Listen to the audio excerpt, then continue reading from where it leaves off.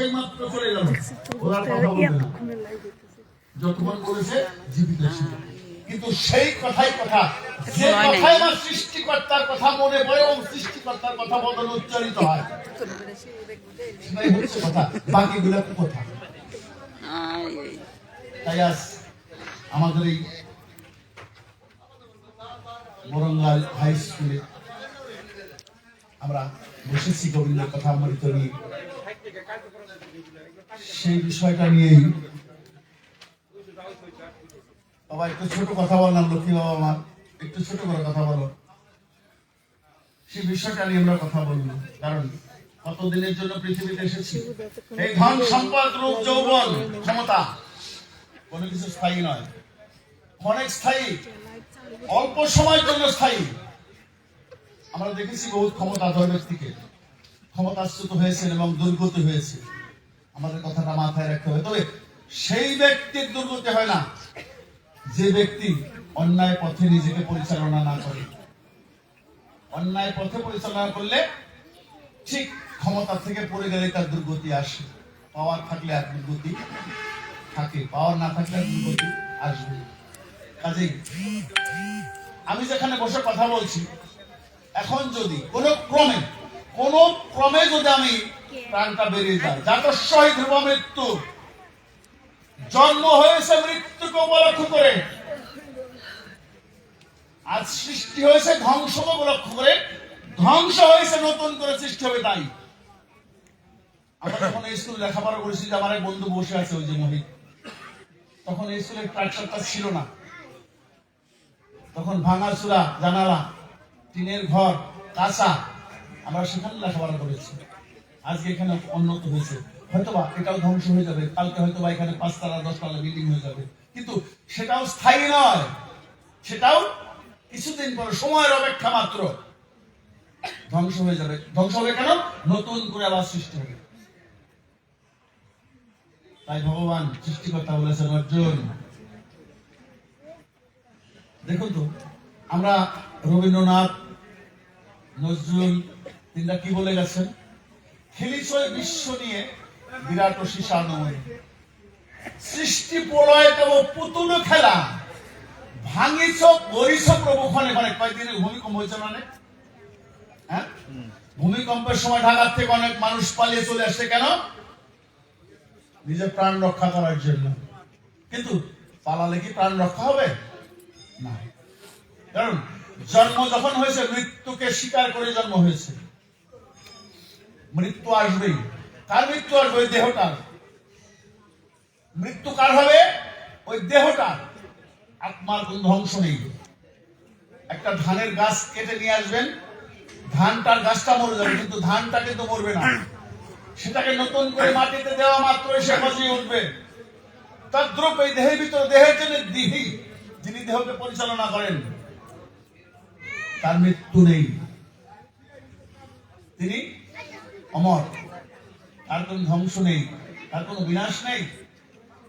তিনি আবার নতুন করে দেহ ধারণ করবেন কর্ম অনুযায়ী। কোথায় লেখা আছে? শ্রীমদ্ ভগবত গীতায়, দেহি নিত্যবদ্ধেহাম দেহে সর্বস্ব ভারত। এই আত্মাকে কেউ স্পর্শ করতে পারে নাই, কেউ দেখতে পারে নাই। কে দেখতে পেরেছে? আত্মনে বা আত্মতুষ্ট, যিনি আত্মার সাথে তুষ্ট থেকেছেন, যিনি বিষয় সম্পত্তি থেকে দূরে থেকে নিজেকে চেনার চেষ্টা করেছেন, আমি কি। আমরা সৃষ্টির শ্রেষ্ঠ জীব হয়ে জন্মগ্রহণ করেছি, কিন্তু নিকৃষ্ট কাজগুলো আমাদের দ্বারাই হচ্ছে। দেখুন তো, কোন পশুরা কিন্তু এরকম নিকৃষ্ট কাজের সাথে জড়িত না, কিন্তু আমরাই জড়িত। কাজেই মানব হচ্ছে সৃষ্টির শ্রেষ্ঠ। সৃষ্টিকর্তা মানবকে সৃষ্টি করেছিলেন কেন? সৃষ্টিকে সুন্দর রাখার জন্য, কিন্তু আমরা করতে পারিনি। কেন পারিনি? ব্যক্তি স্বার্থ, ব্যক্তি স্বার্থ চরিতার্থ করার জন্য আমরা সৃষ্টিকে সুন্দর করতে পারিনি। কাজেই আমরা যেন ব্যক্তি স্বার্থের ঊর্ধ্বে উঠে পরবর্তী প্রজন্ম যারা থাকবে তাদের জন্য যেন কাজ করে যেতে পারি, সেটাই আমাদের কর্তব্য। সুন্দর একটা পৃথিবী আমরা চাই। সুন্দর একটা গান করেছিলেন কে? গানের কথাগুলো শুনলে যারা জ্ঞানী তারা বুঝবে, যারা আমার মতো মূর্খ তারা বুঝবেন। মহাবিশ্বরূপার থেকে মহাসিন্ধুর পার থেকে কে যেন ডাকে, আয় ছুটে আয় আমার কাছে, ওরা আয় ছুটে আয় আমার কাছে। অনেক সুন্দর কথাগুলো, কারণ সেটা কে লিখেছেন? কোন একজন ব্যক্তি। এই সুন্দর কথাগুলো কে লিখেছেন? আপনার মতো আমার মতো একজন ব্যক্তি, কিন্তু আমি আপনি না, কারণ তার জ্ঞান বিবেক জাগ্রত ছিল। ওরা আইরে ছুটে আইরে তোরা, যেথায় নেই তো মৃত্যু নেই তো যারা, যেথায় বাতাসের সুগন্ধ ভরা, চির স্নিগ্ধ নীলা আকাশে, যেথায় চির সুন্দর বসুন্ধরা, চির জ্যোৎস্না নীলাকাশে মহা সিন্ধুর পার হতে। মৃত্যু দুঃখের জায়গা, কষ্টের জায়গা, যেখানে মৃত্যু নেই, আয় না সেখানে চলে আয়। কে ডাকছে? সৃষ্টিকর্তা ডাকছে, একবার চলে আয়, ছুটে আয়। কেন পরে বসে বসে আছিস? এটা তো পরের জায়গা, কারণ এই পৃথিবীতে তোর বলতে তুই যা চিন্তা করেছিস কিচ্ছু তোর না, এগুলো সব রেখে তোকে চলে যেতে হবে। এবং দুর্দশা কথা জানিস, যখন যে মুহূর্তে তার মৃত্যু হবে, তোর আপন জন যারা আছে ঘৃণা করে তাকে স্পর্শ করবে। সন্তান মা বলে বুকে ঝাঁপিয়ে পড়ে, কিন্তু ওই সময়টা মা বলে বুকে ঝাঁপিয়ে পড়বে না, কুণ্ঠিত হয়ে মার কাছে যাবে, লোকলাজের ভয়ে যে মার কাছে যাচ্ছে না মৃত্যুবরণ করেছে বলে। তাহলে আমার বলতে কি আছে? আমি তো আমার মা।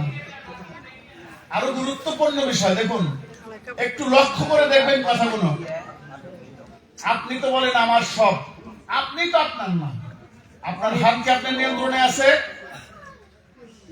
এই হাতটাকে আপনার নিয়ন্ত্রণে আছে? নেই। যখন কোথাও পড়ে যেতে চান, হাত কি বলেন এটা ধরো? বলতে হয় না, হাত নিজেই ধরে। আপনার চোখ কি নিয়ন্ত্রণে আছে? নেই। চোখ বুঝে বসে আছেন, আমি তাকাবো না, কিন্তু যখন বাইরে কোনো দূরে আওয়াজ হবে তখন চোখ তাকাবে, আপনার নিয়ন্ত্রণে নেই।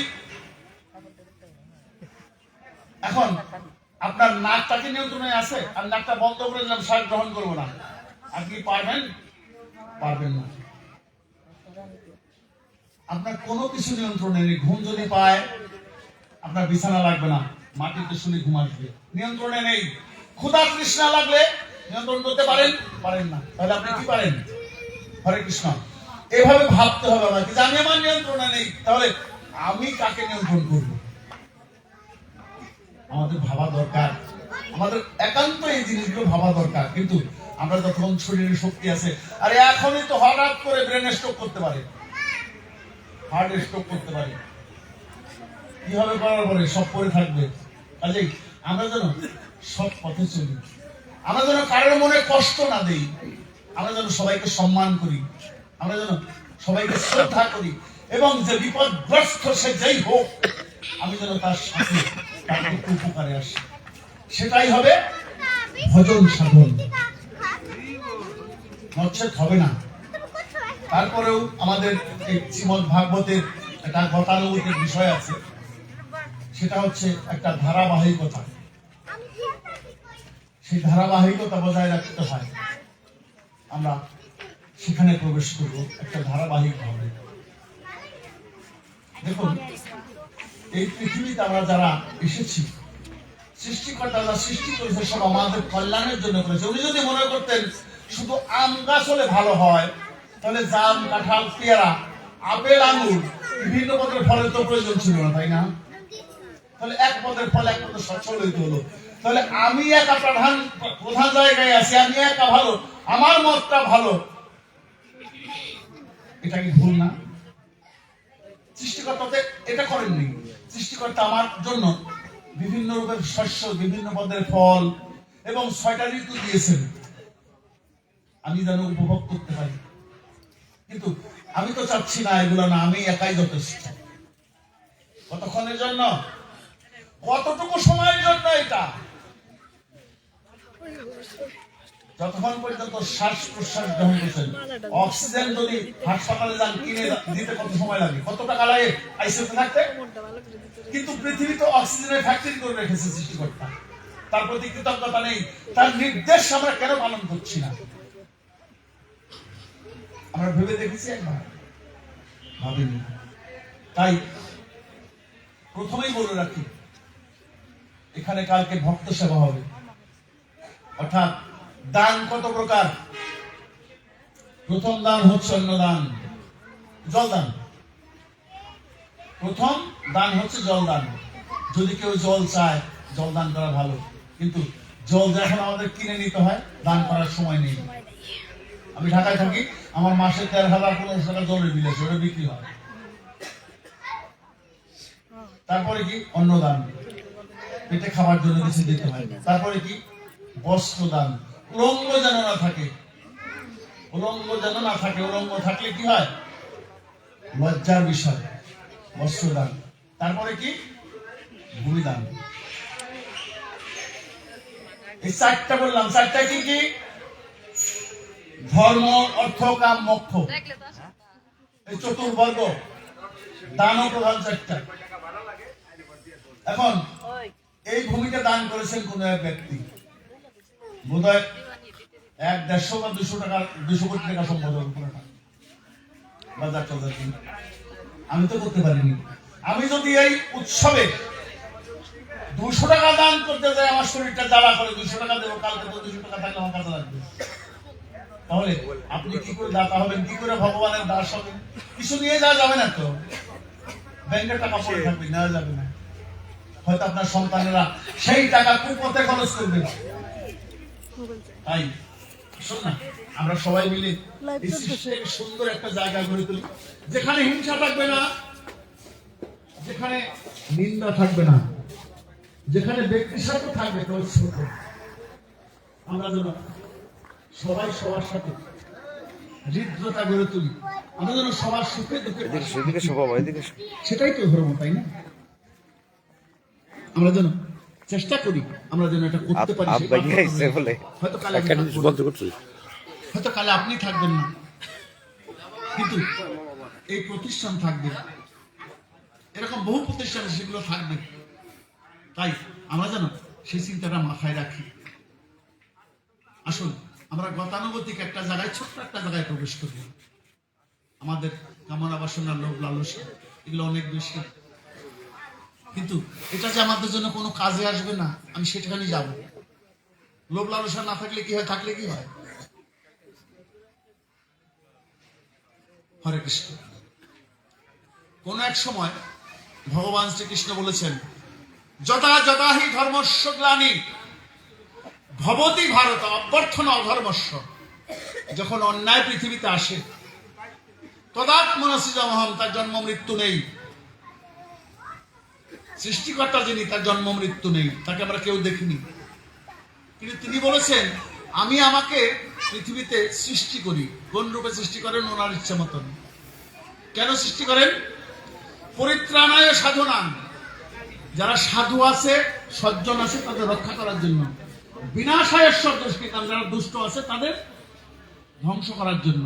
সাধুদের রক্ষা করতে এবং দুষ্টদের বিনাশ করতে তিনি অবতীর্ণ হন যুগে যুগে পৃথিবীতে। সেটা হয়তো কোনো এক রূপে, হয়তো আমার রূপে আসতে পারে, আপনার রূপে আসতে পারে, অন্য রূপে আসতে পারে, কিন্তু আমরা চিনতে পারবো না তাকে, কারণ তাকে চিনার মতো দৃষ্টি নেই। তাই তিনি আমাদের কাছে নিরাকার, তাকে আমরা চিনতে পারবো না, সেই দৃষ্টি আমাদের নেই। তাই ঈশ্বর নিরাকার। আমরা বলি ঈশ্বর নিরাকার, কারণ তাকে দেখতে পাবো না। কি করে দেখতে পাবো? সেই দৃষ্টি তো আমাদের নেই। তাই আজ ভগবান শ্রীকৃষ্ণ জন্ম নিয়েছেন কোথায়? দেবকীর উদরে। জন্ম নেননি, আবির্ভূত হয়েছেন কংসের কারাগারে। আমরা কোথায় আছি? আমরা সংসার কারাগারে আছি। প্রতিনিয়ত যন্ত্রণা সহ্য করছি, অভাব, অনটন, অসুস্থতা, সন্তানদের দ্বারা বাবা মার অস্বস্তি, অপমান, অপদস্থ। আমরা তো কারাগারেই বাস করছি, তাই না? এই কারাগার থেকে মুক্তির রাস্তা কি? সুশিক্ষা। আমরা যদি আমাদের সন্তানদের সুশিক্ষা দান করতে পারতাম, তাহলে আমরা কারাগারে থাকতাম না। কিন্তু আমরা সেটা করতে পারিনি। কেন করতে পারিনি? পরিস্থিতি এবং সিচুয়েশন আমাদের বাধ্য করেছে। যেমন, কথা না বললেই নয়, এখন মোবাইল এসেছে, নেট যুক্ত হয়েছে, দেখবেন ছোট ছোট বাচ্চাদের হাতে মায়েরা মোবাইল দিয়ে তাদের খাওয়ায়। এর পরিণতি ভয়ানক, এর পরিণতিটা ভয়াবহ। এখন ছোট আদর করে মোবাইল হাতে দিচ্ছেন, কালকে দেখবেন আপনাকে মোবাইলের মতো ব্যবহার করবে সে। যুক্ত কলিযুগ, কলির কাণ্ড লন্ড ভণ্ড, স্রষ্টার সৃষ্টি হবে বন্ড, যত সব গণ্ড মূর্খের দাপটে। এটাই সত্য।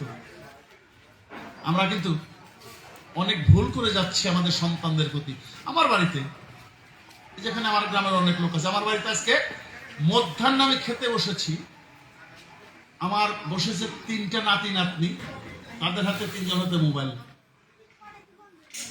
মোবাইল দিয়েছে, আমার ভাতি যাবো তাদের খাওয়াচ্ছে, মোবাইল দেখে, টাকায় মোবাইলের দিকে ভাত দেয়, মুখে তোলে।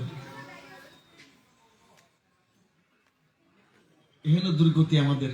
কাজেই অনুগ্রহ করে যাদের ছোট সন্তান আছে তাদের মোবাইল দিবেন না, কারণ যদি তাদের মোবাইলের নেশায় ফেলে দেন তাদের লেখাপড়া বন্ধ হয়ে যাবে। বর্তমান কিন্তু সেটা হয়েছে অলরেডি, 19 সন থেকে এটা হয়েছে। ভাগবত শব্দের অর্থ কি?